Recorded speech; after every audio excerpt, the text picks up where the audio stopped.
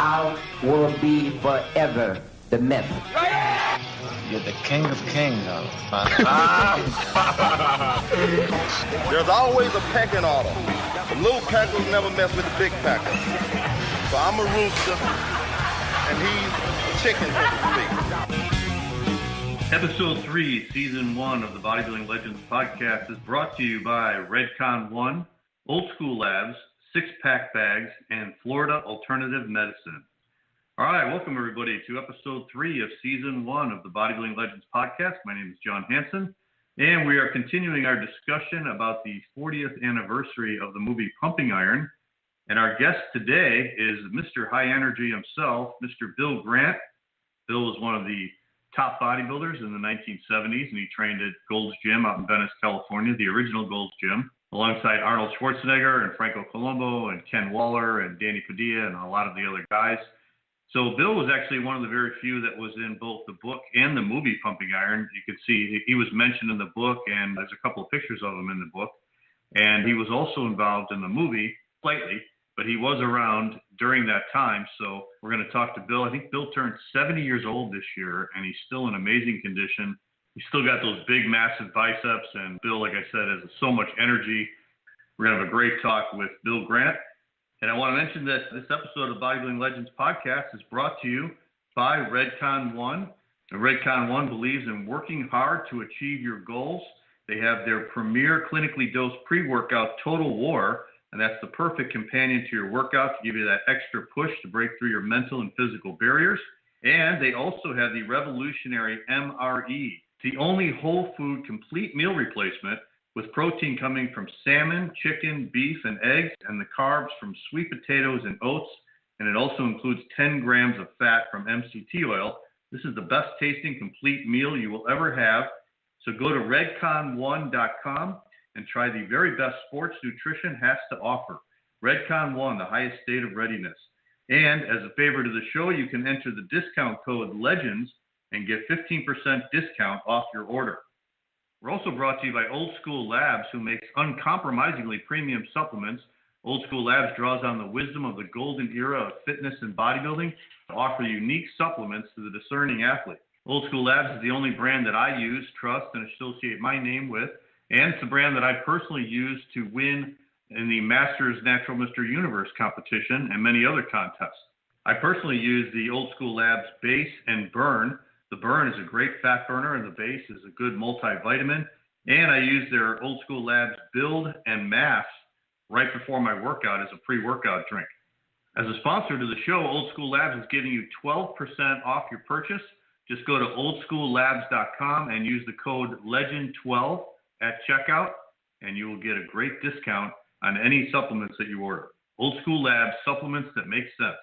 All right, as we head into another week, as I mentioned on last week's show, we've got the Roy Calendar interview coming out. It should be out this week on bodybuildinglegendshow.com. You can also, of course, check it out on YouTube, but if you want to go to the official website, it's bodybuildinglegendshow.com. Roy, for those of you that don't know, was a great bodybuilder who got to start competing in the 1960s. And he was actually in the Mr. Universe contest that Arnold first won in 1967, the NABBA Mr. Universe out in London, England. Roy was a good friend of Arnold, and he hung around with him a lot in the 1960s. But Roy really got his career going in the 1970s when he won the Mr. Universe contest, the IFBB Mr. Universe contest, and then he turned pro, and he was in the Mr. Olympia contest in 1978, 79, and also 1980 and 81 when Arnold and Franco came back and won. And then he also came back in 1984, the first year that Lee Haney won. So Roy's got a lot of memories and a lot of great competitions that he entered, and he competed against some of the very best in bodybuilding, including Larry Scott. And it was really cool to hear Roy talk about how much he loved competing against Larry Scott, who was his idol when he was growing up. So Roy was a real funny guy, a real thoughtful guy, and it was really great to talk to him.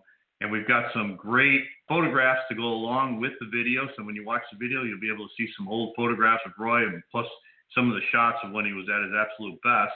And we've got some great video footage. There was a gentleman named Norm Comich who I met on the bodybuilding forum Iron Age, which was around probably like 10, 15 years ago. In fact, Sean Perrine, who now works for Flex Magazine and Muscle and Fitness, Sean started that before he actually started working for the WIDA organization. And it was a bunch of old-time guys like me, and we would get on the forum and we would talk. And there was a guy named Norm Komich who was actually at the 1965 Mr. Olympia that Larry Scott first won, and he was taking footage of it with his home movie camera. So we've got some great footage from that. And he was also, by coincidence, at the 1980 Mr. Olympia in Australia, and he was sitting up in the balcony. So he's got some really awesome footage of that I've never seen before. So I was one of the ones to purchase the video from Norm because he was selling it. So we've got some footage of that we can use with the Roy Callender interview. So if you watch that interview, which should be coming up in about a week or so, you're really going to see some awesome footage of both Larry Scott and the 1980 Mr. Olympia that you've never seen before. We've also got some really good interviews coming up, and I can't reveal who they are just yet, but I've talked to two really big names in the sport, and we're supposed to be interviewing this week.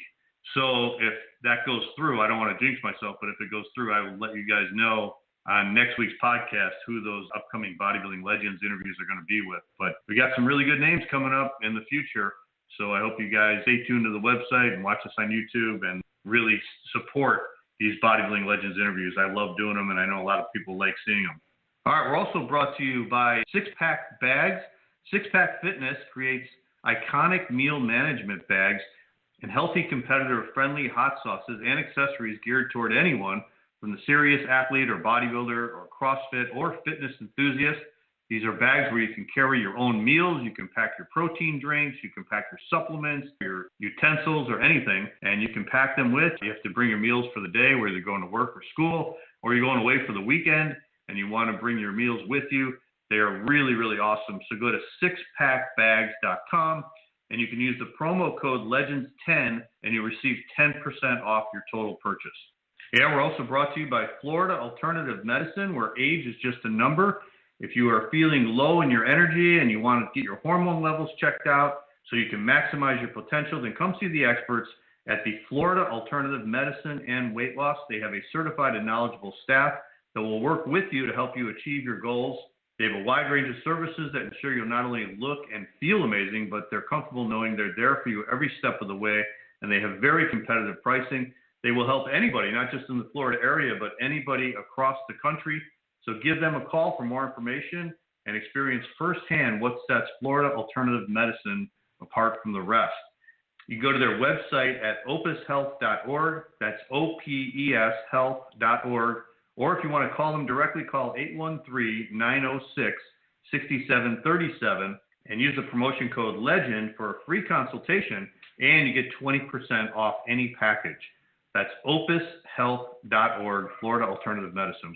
So we appreciate all of our sponsors sponsoring the Bodybuilding Legends Podcast. All right, before we get to our interview with Bill Grant, we did have one question from last week's show with Roger Callard. This question came from Dennis out in Jacksonville, Florida. He said, "Hey, John, I really enjoyed your interview with Roger Callard. I've never heard an interview with him before, although I have read about him in the magazines, and I really enjoyed all of his old-time stories." He goes, "I wanted to ask what you thought of Roger's comment about Arnold's calf implants. Did you think he was kidding or was he serious?" Yeah, Roger's interview got a lot of press last week. There was a lot of the message boards, a lot of the bodybuilding message boards were talking about it, especially that comment about Roger made about Arnold's calf implants. I've heard that before. I think Rick Drayson also mentioned that in one interview. So I don't know. It's hard for me to believe, like a lot of other people have said, that back in the early 70s, in 1972, that they had the technology to have calf implants that looked as real as Arnold's. Because Arnold's calves looked freaky, but they also looked real. And one of the things that looked real about them was you could see the fibers and you could see the muscle actually moving whenever he did a calf raise or when he flexed them. And that's one of the things about implants is I'm sure you've seen other bodybuilders over the years who have had calf implants, and they just look ridiculous. And this is, I'm talking about the 1990s. So that would be 20 years after Arnold supposedly had them done. So no, I don't really buy that. I don't buy that Arnold had calf implants or anything done to them. If you look, I've seen a picture of Arnold from 1967 Mr. Universe when he was only 20 years old. And although his calves weren't as big, they still had the same kind of shape. They still had the same striations in the middle by the soleus muscle. So I really think it was just hard work. I know it's hard to believe, but I know Arnold worked his calves really, really hard. He was definitely a great responder to genetics. He had great genetics for building muscle. So, yeah, it's hard for me to believe that they were calf implants. I think Roger was serious when he said it. I didn't really pursue that question. I should have maybe, but he sounded serious when he said it. So, I'll just take his word for it. But I don't believe it was true. I mean, it's hard to believe, like I said, that those calves are not real when you can see every fiber moving in them. All right, so that's it for the questions this week. We are going to get to our interview with Bill Grant and talk about the old days of bodybuilding and the 40th anniversary of the movie Pumping Iron. Here's our interview with Bill Grant. All right, welcome back to the Bodybuilding Legends Podcast, and my very special guest today is my friend Bill Grant calling in from New Jersey, and we are here to talk about the 40th anniversary of the movie Pumping Iron. Bill, welcome to the show. Oh, thank you. 40 years of pumping 40 years since iron. Came out. I'm taking a big, deep breath. So, Bill, we did an interview a couple of years ago. Yeah, and you had some great stories we talked about your whole career. But remind us when you moved out to L.A. again, because you're originally from New Jersey, and it was always your dream to move out to California. So, what year did you finally move out there? I first went to L.A. I told my parents, in all honesty, hey, I want to go to college, but I want to go to L.A. So I enrolled into Los Angeles City College. That was a farce. Of course, it was a ploy to get to Muscle Beach, Right. Wow. Right. It was 1965 when I went. I was an old man at 18. The memories are good, but I can't believe I'm talking about 1965. And I remember when we did our interview before, you were talking about the prices that you paid for, like, your apartment that you rented, and it was crazy. You know what? I could not believe it. I wish it was that way today, but Los Angeles was probably the cheapest place in the country to live in. I was going to school a little, and mostly now, I got to tell you the truth, I was going to Muscle Beach. I was trying to work out. I mean, I just loved California, man. That was my lifelong dream to go to Muscle Beach. You were already a bodybuilder at the time, right? Oh, yeah, I was. Winning shows in New Jersey, yeah. It was like, it was great. Joe Weider was there. I went to meet him in Union City. But, when I saw the pictures of Dave Draper from Secaucus and, the palm trees, Santa Monica Beach, Muscle Beach, the guys working out on the beach, a young kid gets really, impressionable in a place that you want to be, and you're seeing it day in and day out. John, that's all I could think about. I had to go to California. People are absolutely out of my crate. You're out of your crazy. Maybe my mother. What is wrong with you? I saved up. I thought I had a lot of money, $500. My dad said, "What the hell are you going to do with that?" I says, "Well, that's the money I'm going to have." He says, "How long do you think that money's going to last you?" My father was always in my corner. He knew what I wanted to do. He was a professional fighter. He knew I had a real big passion on bodybuilding. He always stuck up for me, when people laughed at me. My sisters and her friends, they just really laughed at me. They'd see me in the bedroom lifting weights, and I'm looking in the mirror, and I'm posing, and they says, "What are you looking at?" I says, "Oh, you don't see it, but I do." They says, "You damn right, we don't see anything." So, Bill, when you went out there in '65, that was pretty early. Was Gold's Gym going on back then? Yeah, I think it just started. That's 1965. 96 to 6, around there. Yeah, I went down there, but other things really happened when I was there. My life was just starting, and, when you're young, you always thought we knew everything, But at any rate, in 1966, I met a girl, and that was history. That's where the 3 kids came from. And she was from Sweden. And in 1966, we had an apartment there. $69.85. Furnished. And it was right on Venice Boulevard. It was right near the old overpass of the Santa Monica Freeway. So I wasn't far from there. Did you meet Arnold when he first came to the United States? No, Arnold wasn't there yet. I was there before him, about 4 or 5 years before him. I met him in '69. Now, you have to understand, I told you, Arnold was right, and you can't be afraid to fail with anything. Some of the most successful people in the world have failed not once, 10, 15 times. You can't be afraid, and he's right. You can't. Sometimes you're not going to make it the first time. Doesn't mean you're no good, and you're not a good person, and you're stupid. It just happens. You're not ready for it. So I met my wife there. When I told my dad I was getting married on the phone, he didn't say anything right away. He had to digest that. Excuse me? What did you just say? I said, well, I'm going to get married. He says, wait a minute. You sure that's what you want to do? Now, he wasn't really discouraging me. He just was trying to tell me the facts. You know, He says, you're only 19. You're really not ready to be married. It's a big responsibility, and I don't think you're ready for it. This is how honest my parents were. He wasn't angry. He was very soft-spoken, just telling me the facts. He did tell me, he says, but it's your choice. We stayed there for a while. We both worked at an electronic factory, and the big hourly rate was really great, $1.25 an hour. I used to make transformers. I hope those people didn't get shocked. It was a little dicey. We lost the jobs, and we had a car. It was a 1950-something green Plymouth. Hey, that sucker was good because we drove it all the way back to Jersey. Now, you have to understand, my dad told me, I didn't know what he was telling me this for. He says, but I don't want you to, we're coming home. I said, but I don't want you to drive the car across the country. I said, why? I can drive. But that wasn't the reason, John. And I hope people don't get offended in what I'm going to say now. But she was Swedish, and I was a black guy. In the 1960s, you know what it was like in the country. I was naive. I was colorblind. A person to me, if they're a friend, they're a friend. I wouldn't care what color they were. In the gym, the same when I was training. I didn't care who they were. I hung out with everybody, even my black friends. Oh, man, how you hanging out with those white guys? I said, well, why are you saying that, man? I said, they're friends of mine. What do you mean? I said, they're friends of mine. I train at the gym with them. I go to the beach with them and everything. I said, well, what's wrong with you guys? What's wrong with this? I didn't care, even if I got ridiculed. I said, this is my life, and I can hang out with whoever I want. You don't like it? Too bad. Sorry. So we drove across the country, and we did have a couple of pitfalls where it could have been very dangerous. We were driving through Texas, Amarillo, Texas at that time, and it really wasn't a good place for me and my wife to be going through. We went to a restaurant. When we both walked in the restaurant, the place got really quiet, and I said, this is probably a problem. And so we had to leave the restaurant. Then we got to Wheeling, West Virginia, out in the mountains. We got chased like crazy, and I was terrified. I said, I'm going to get killed here, man. But that little Plymouth was good. It was good. I put the pedal to the metal, man.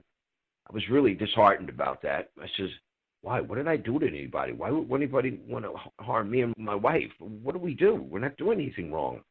And to this day, I still say it's the same thing. I just don't understand. I just don't understand it, man. You know, I mean, I'm just the guy who likes people and like no matter who they are. I mean, if you're an ass, you're an ass. It doesn't matter what color you are. You know what I'm saying? But my wife was pregnant at the time. I mean, I just really wasn't ready for all of this. But she was 7 years older than me. And it was rough going. When I got home, I stayed at my parents' house. And fast forward now to when I went to Los Angeles again. Yeah. It was 1969. I said, this is my time to go again. And I still had my family sitting in Jersey. So my friend came out, too. So we stayed at the Hollywood YMCA. We had a car. We drove up to Vince's gym because it was close. I think that was really before Gold's, but everybody was training there. And that's when I met Arnold in 1969. He had an apartment in North Hollywood. It was a beat-up old one-bedroom apartment, furnished, that Joe paid for. This is Vince's gym. This is when everybody was working. I mean, you name it, and they were training there. Vince was a little weird. He used to call Arnold a doughboy, and he said he'd never get anywhere, do anything, you know. He was really wrong about Arnold. He was really right about most everybody, but he was very, very wrong. Most people were very, very wrong about Arnold. You know, here's a guy comes from Austria. He couldn't speak English that well. He looked like a Slav, and this guy's a doofus, man, you know. Yeah. So nobody believed in him, but Joe did. You notice that. Now, you know how Arnold really got here? It was Rick Wayne that told Joe Weider to bring him. Oh, really? Okay. Yes, it's him. He the one who saw Arnold. He found him, and he told Joe, "That's the guy you need. You need to bring him." And Joe, he took his advice. and Arnold got there. And Arnold was great. I mean, I used to hang out at his apartment. He'd make me smoothies and stuff. I really got close to him. I mean, really. I mean, we were friends constantly enough. And Arnold came here with a dream. But Arnold had a plan. And I tell people that he had a plan that we didn't have. Arnold knew what he wanted to do and where he was going to go. And he knew bodybuilding would be the stepping stone. That's just the way it is. Arnold's a bright guy. He's not a dope. He was never stupid. He just looked that way because he couldn't speak English and stuff. Now, when did you guys move over to Gold's Gym? I even think it was in '69 too. Everybody started going when Vince took away the squat rack. Arnold, we have to get out of here now. This is ridiculous now. How do you get legs? Vince always thought that squats would give you a big ass. I didn't know. I didn't get a big ass. Arnold didn't get a big one. I mean, some of his methods were a little not that great, but most of the stuff, Vince was a guru. The guy was really good. You saw what Muhammad McAway looked like one year when Vince worked on him. Vince had this attitude of, you don't like it, get the hell out. Right. That's it. He wanted just a few good men to train. That was it. He had all the stars and everything. He just was weird. When did you guys first meet Charles Gaines and George Butler for Pumping Iron? Was that in '73, right? Was that when they came out? Yes. Arnold saw him for the first. They came to him. But somebody asked him, Jerry Ragney. He did, remember the hair? The stage play hair. They wanted Arnold to be in that, but Arnold said, "No, I'm not doing this. Taking my fucking clothes off on the stage. They fucking go. Are they crazy?" But I met these guys. This guy, Jerry Ragney, was a little off the hook. I met him as well, and I can't remember what show it was. It might have been 1973. He came to the show and he took me, a couple of his guys to Studio. What was it? Studio 54? Yeah, Studios. Yeah, right. He took me there one night. It was after the show, and it didn't matter what you wore. They were famous of not even let the famous people in, like Frank Sinatra. They told him he couldn't get in yet. So we get in real good. I got the sweats on and stuff. I go in. Ragnar walking around, and what's her name? Sophia Loren was there. A lot of big stars were there. So this is what he told me. He says, Bill, there's Johnny Carson up on the riser, man, with his manager. He says, listen, this is what I want you to do. I want you to go over there and jump on there on that stage, and I want you to pose with Johnny Carson. I said, man, you must be out here cotton picking mind, man. He says, no, man, you'll get a lot of. I says, you're crazy. He says, just do it, man. I said, okay, give me a couple more glasses of wine. And this was at the Studio 54? This is Studio 54. What year was this, though? And it's I think 1973. That's when I was third in the Mr. World. So I'm getting a buzz from drinking the wine. Was this right after the contest? Yeah, it was right after the contest. So I'm a little buzzed. I ripped off my jacket, man, and I jumped up on the stage and started posing. Johnny Carson got up and took his shirt, and he started posing. The crowd was going crazy. It was in the Inquirer, man. Oh, really? Yeah, Mr. America poses up with Johnny Carson at Studio 54. Really? People at work, I used to work for United, says, Bill, man, you were in the Inquirer. I said, what are you talking about? Something about Johnny Carson, man. So he was right. The public was ripe. It was ripe for bodybuilding in the 70s. It really was, because everything else was evolving and changing. And bodybuilding was big time. Did you meet Butler at that contest? Because they were covering the contest, right? I think I did, for the book and stuff. And they took pictures and all this stuff. Me, I said, you know what? If Arnold's doing it, I better jump right in. He knows something I don't know. And I followed him because I really knew Arnold was smart, because I talked to him. And I said, whatever he's doing, I'm going to do it. And I said, if these guys don't want to go with him, I'm going. And it was right. It was the right thing to do. And I didn't squawk about anything. So what did you think about the book, Pumping Iron, when it came out? The book was great because I had some pictures in it.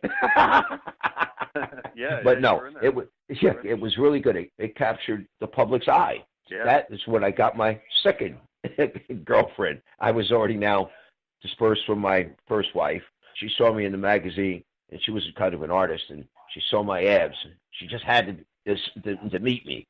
Wow. I mean, I have to remember in the 70s, it was wild. It was free love all over the place. I mean, the discos, man. The rents now, at this point, were still cheap, man. It was unbelievable. Joe Weider actually paid my rent every month. I worked for United Airlines at the same time for 10 years in flight operations, so I had a pretty good job.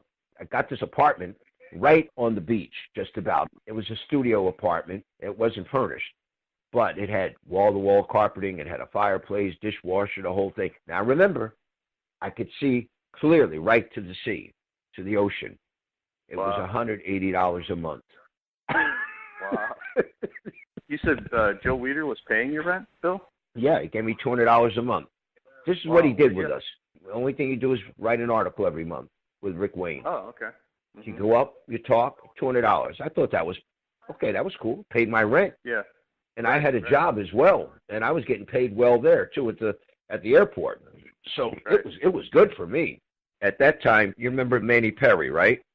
Yeah. He came out from Massachusetts, and he was with his friends. They were living in their truck. We got friends. We were training together at the gym.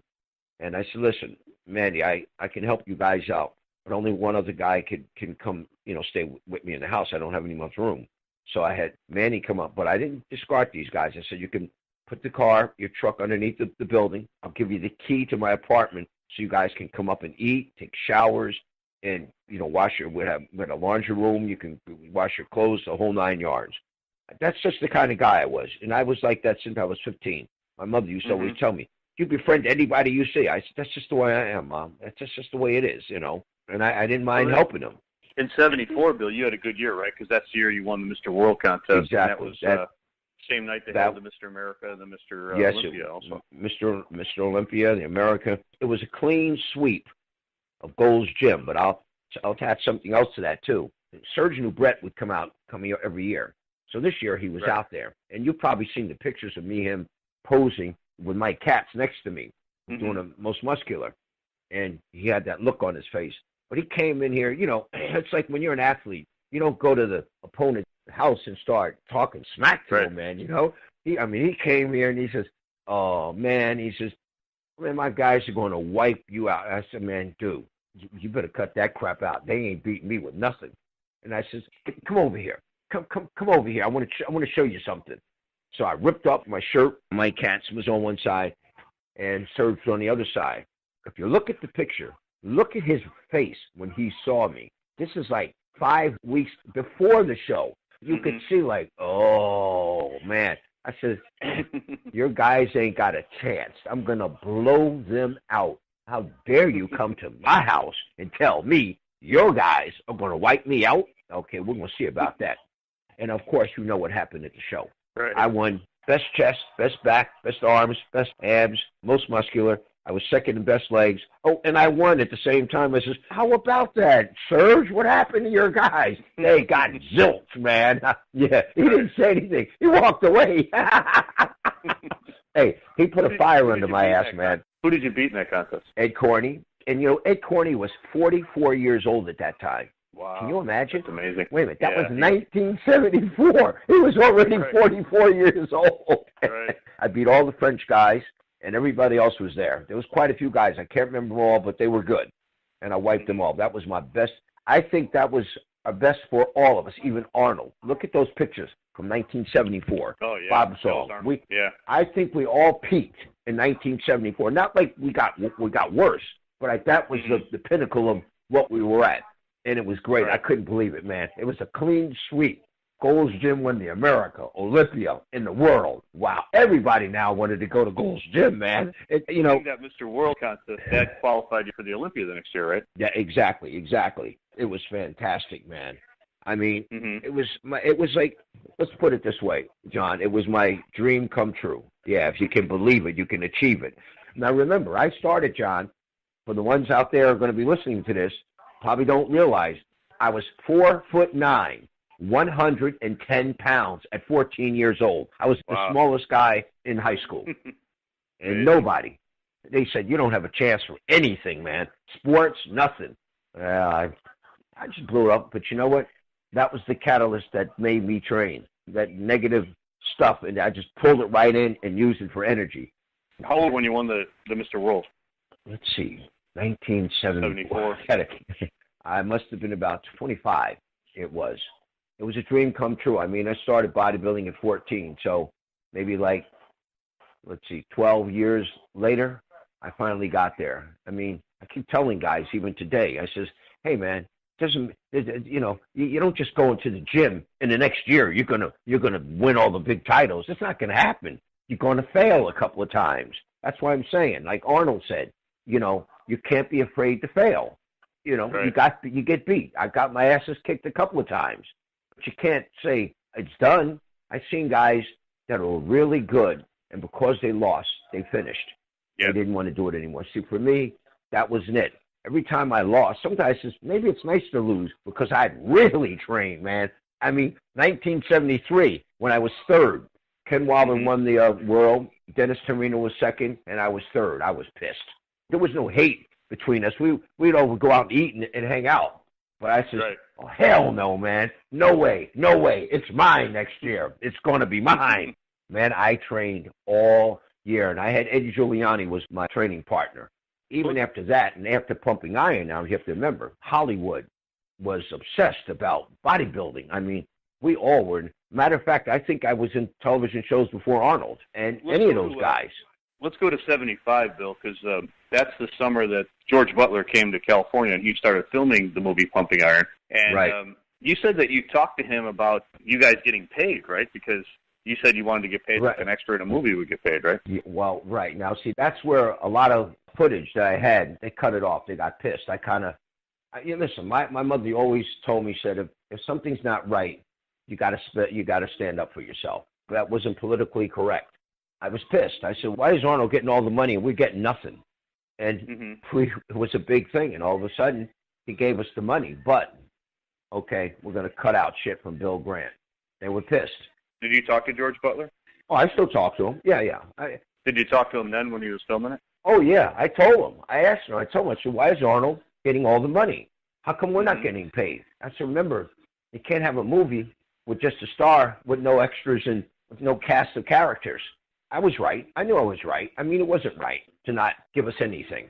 This has been going on. Working out and interview and stuff? Yeah, they did. They cut it off. They were pissed at me because they had to give money to us they were going to keep. That's not right, man. It just wasn't right. And nobody said anything. And I said, Grant, shut up. I said, no. Even Arnold told me that. No, man, no, this is not right. This is not right. We should get paid just like extras in the movies. And they gave the money, but it was at a cost for me, But nobody hated me after that. Eddie Giuliani always used to tell me, he said, nobody would tell you that, though, but Joe Weider loved you. There's nothing he wouldn't do for you. He did. He told me that. Joe loved me, he said. I said, what? He says, yeah, that's why nobody will do anything bad things to you, because he loves you, man. But you have to remember, I met Joe Weider when I was 15 years old. I barged into his office. Yeah, out in New Jersey, right? Yeah. I came over and I says, the secretary says, I said, I'm here to see Joe Weider. Do you have an appointment? I said, no, but I want to see Joe Weider. And we're having a confrontation out there. And he came, what's going on out there? Oh, well, Mr. Weider, this kid said he wanted to see. That's okay. Come on, let him come into the office. And we started talking, and that was the relationship we had, man. He never forgot me. Right. And I think really he liked me because I had balls. Joe liked guys with balls, man. He did. I could see Arnold did the same thing to him. If you were just a pussy with him, I'm telling you, man, he wouldn't respect you. I think he respected me because I barged in. I used to tell him, what it is, man. I mean, that's just the way I was taught. But I love Joe Weider. They can say whatever they want bad about Joe Weider. He was clearly a fairly guy. He changed the face of bodybuilding and how it was going to be. And without Joe Weider, do you think all this would be going on right now? I don't think so. No, I really don't. There would be no Arnold Schwarzenegger. There would be no Bill Grant. There would be no Robbie Robinson. There would be no Frank Zane. Nothing. Right.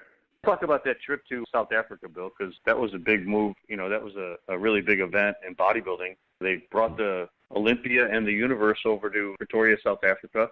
Right. And tell us a little bit about your trip going over there. It was a pretty political thing to do, but it was good and it was great. Me, I went. I had some real problems getting there, not because it was me, because that was happening. I took a flight and I went to Paris, and I went to a hotel, and I went to refresh and go to sleep because it was hours before the next flight. Yeah. I really? missed You missed the flight flight. to Africa? Oh, yeah, man. I missed. No. But I had to take another one, so I got there late after prejudging. They had all that going on. Yeah, it was bad for so me. What happened? Well, I got there, and Reg Park himself came to the airport to pick me up. And at that, I stayed at Reg Park's house.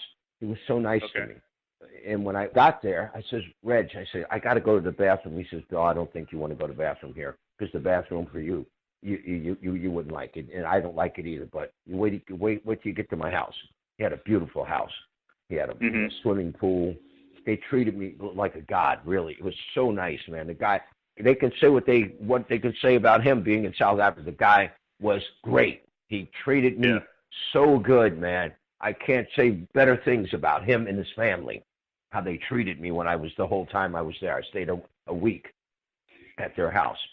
They were just so great, man. And I miss Reg Park. I mean, he was just a stand-up guy, man. And, you know, sometimes you hear like stars, how their asses and this and that, but it's really not really the thing. You know, maybe they had a confrontation with some asshole and made it look like a ass.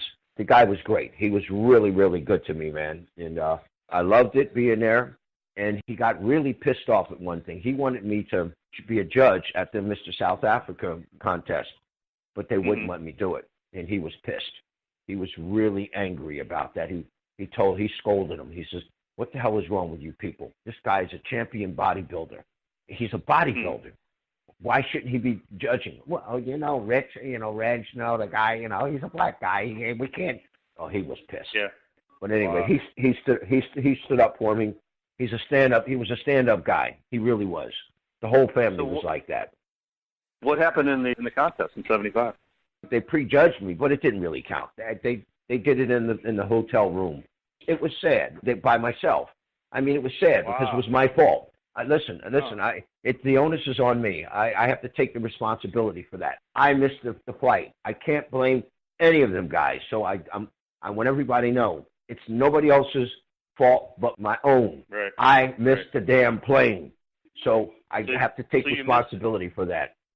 You missed the plane, and then all the judges came to the room. Yeah, and to the hotel. And I did all the thing, but you could really. I couldn't get a good they're not because there was no everybody else. Right, so they couldn't do it, and I wasn't mad at them either.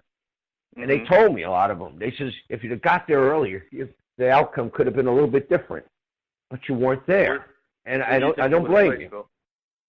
Maybe it came in second or something. I don't know, but I was ready.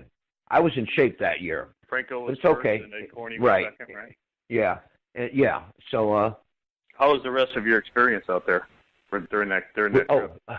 Now, like I'm telling you, Reg Park treated me like a king, like a guy. I just couldn't believe he did this. Well, he called a friend up who had an Italian restaurant, and he says, I'm bringing a friend to the restaurant, and I don't want any wish-wash going on here, okay? So we get there, man, and of course, we walk in, the place got quiet. Because it wasn't allowed, and they set us right at the window, man. And Reg, he demanded it. This is a friend of mine. He's a great bodybuilder. He's eating here, and listen. That's why I say I can't say enough about Reg Park with his hospitality to me and blacks. Right. He didn't like it. He told me. He said, I don't like what's going on in this country. It shouldn't be like this. But unfortunately, I can't change it by myself. If I could, I would.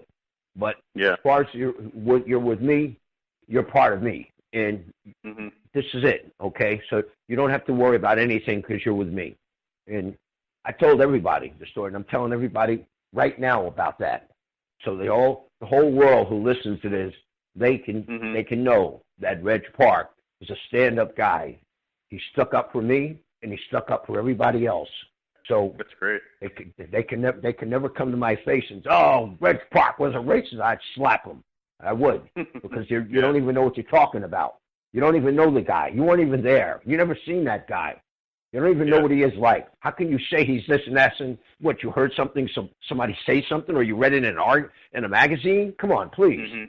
You know, get the facts. I'm giving you the facts at hand. I was there. At the show that night, Olympia, they let you pose, right? Yes, they did. Yes, they did. Yes, they did. And that was great. And Reg wanted that to happen too. You know, he told me, he says, Bill, I mean, there's nothing I can do to help you. I mean, you know, this was your own doing. And I said, I understand. I was upset. Right. I was crying about it, man. You know, I come all the way over here and I screwed it up, man. And my mother sent me there. My mother gave me the ticket, man. And I felt really bad that I let her down, and I let myself down, and I let down Joe Weider because I wasn't there when I was supposed to, and I was very upset about it by myself. Like I said, I didn't blame anybody else but me. It was my own stupidity. So let's get the facts straight. Let's get it all back and get it in perspective that this is what happened after Mr. Olympia. I remember seeing you. You know, of course, I saw you in Pumping Iron. I saw you on stage when they had that pose down, but I never knew that you missed it. I never knew that. Right. So now everybody knows what happened. When the movie came out, what did you think of it? Oh, Pumping Iron? Are you kidding me? Yeah. It was still great, man. It was unbelievable. Yeah. It was great. It was absolutely fantastic. But now I have to tell you, I just did another documentary. It's talking about the 1977 Mr. America parade. This is going to be great. It's still not done yet. If you go to the Raw Iron, if you go to that page, they've got some snippets from the thing. Yes, if you go there, the Raw Iron, I have some snippets from it. There's Mark Martinez. Now, this guy, I knew him since he was a kid when he was coming to Gold's Gym when it was on 2nd Street in Santa Monica. And he's in the television industry already. He lives up in Northern California, and he got this idea he wanted to do, and this is going to be big. This is really going to be big, and he's not done yet. He's not finished yet. I had about maybe an hour of an interview, maybe more. If you're going to do something like that, you got to have a lot of footage. You know, if you're going to get it together, if you can see some of the stuff I've said, some of it was here. It's great. He really you know, showing us up real good, man. This is great. He's going to be back down about it at July 4th. He has to do Tony Pearson. He's going to do Ken Keene because, as you know, he's going to be inducted into the Muscle Beach Hall of Fame on July 4th, and I'm going to be there. And I haven't been there since about 6 years since I was sick. And most people saw an article in Flex about what happened to me, my near-death experience, and it was bad. I thought my life was over. I was down to 140. Can you tell us about that real quick? Yes. I had diverticulitis, and as usual, you know, I didn't pay attention. It went on for 3 years, and it just came to a head. So I'll just go real bad. It came to a head one night. My nephew was here in my apartment, and it was about 12 o'clock in the evening, and I really got an attack in my stomach and stuff, and I says, oh, man, I was just really bent over. And he says, Uncle Bill, you want me to take you to the hospital? It seems really bad. I said, no, it's just a little bit worse than what it usually is. So he left, and about 1 o'clock in the morning, I was on the floor. I mean, I was writhing on the floor. And listen, people may think I'm crazy. Something told me, get up and go to the hospital. You're dying. And it's like, wow. I heard whatever was in my ear.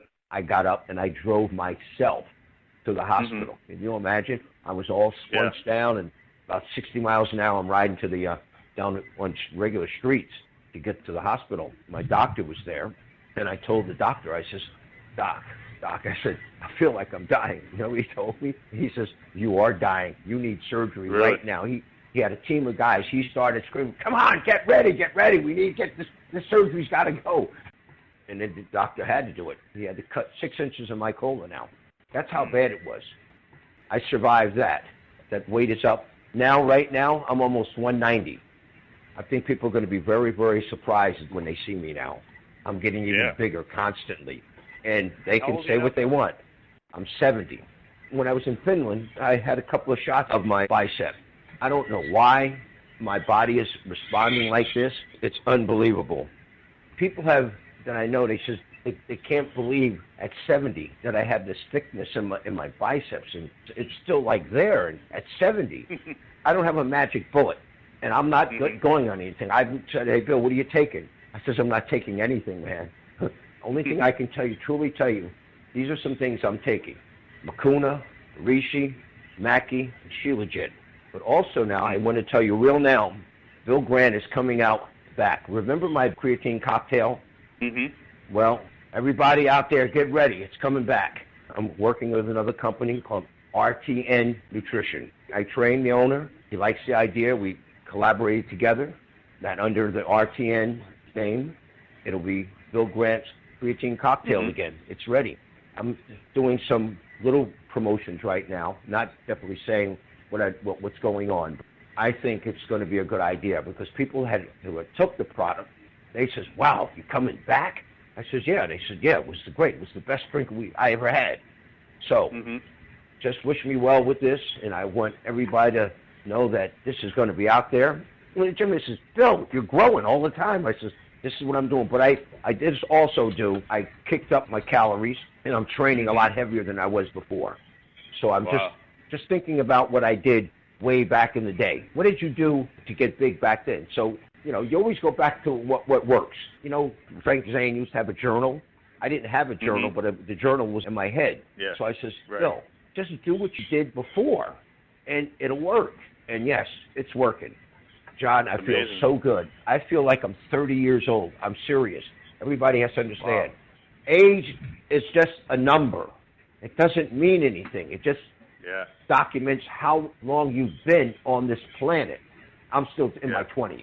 They can say whatever they want. You can mentally motivate yourself and build yourself up mentally. Bill, thanks again for joining us, and I'm glad you're feeling better and glad everything's looking up for you. And you look amazing for 7 years old, Bill. John, thank you very much, man. All righty. All right, buddy. Take care, man. Take care. All right. Bye-bye. All right, that's it for our interview for this week. Thanks for Bill Grant for joining us again. We always appreciate talking to him. Next week, we're going to be joined by Mr. Roger Schwab, and Roger was one of the judges, an IFBB judge in the 70s, and he also worked for Ironman Magazine. He wrote a lot of the contest reports, so Roger was really around during a lot of the great old contests. He saw Arnold win the 1973, 74 Mr. Olympia. He was a pretty good friend of Arnold back in those days. And, of course, he was around for all the late 70s contests. And he was actually at the premiere of Pumping Iron in New York, where Arnold and Mike Katz and Lou Ferrigno and Mike Menser and Robbie Robinson and all those guys were at. So we're going to have a great interview next week with Roger Schwab, one of the top judges and writers in the bodybuilding field in the 70s. And I want to thank again Redcon 1, Old School Labs, Florida Alternative Medicine, and Six Pack Bags for sponsoring this edition of the Bodybuilding Legends Podcast. So that's it for this week on the Bodybuilding Legends Podcast. Take care, everybody. We'll see you guys next time.